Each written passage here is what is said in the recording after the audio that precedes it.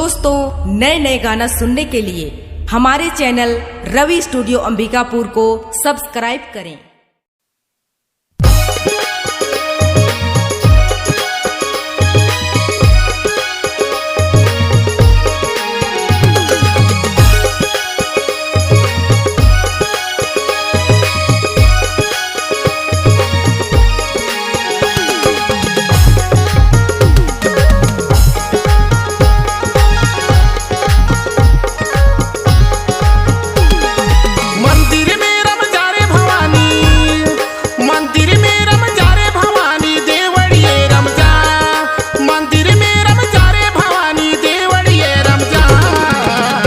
चौसठ जोगड़ी माँ मोर हृदय में रम जा, घूमर घालनी माँ मोर हृदय में रम जा। मंदिर में रम जा रे भवानी, मंदिर में रम जा रे भवानी, देवड़िए रम जा। मंदिर में रम जा रे भवानी, देवड़िए रम जा। चौसठ जोगड़ी माँ मोर हृदय में रम जा, चौसठ जोगड़ी माँ मोर हृदय में रम जा।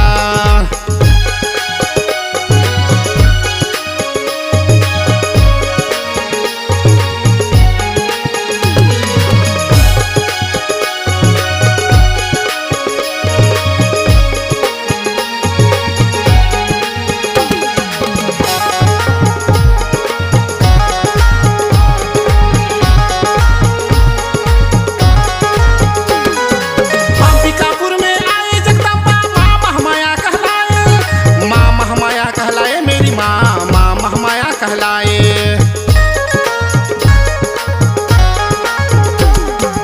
अंबिकापुर में आए जगदम्बा माँ महामाया कहलाए, माँ महामाया कहलाए मेरी माँ, माँ महामाया कहलाए।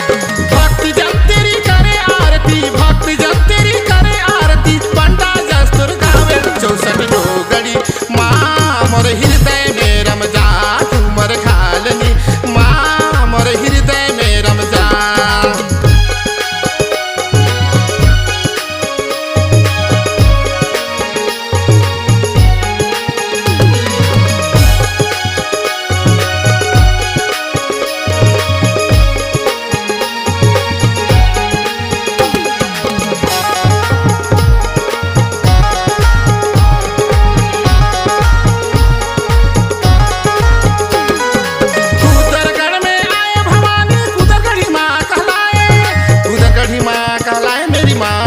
गढ़ी माँ कहलाए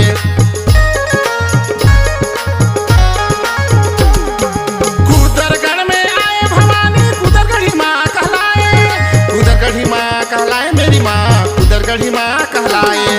भैंसासुर का करे सहार, भैंसासुर का करे सहार, देवता यस्तुर गावे। चौसठ जोगड़ी माँ मोर हृदय में रम जा, घूमर घालनी माँ मोर हृदय में रम जा।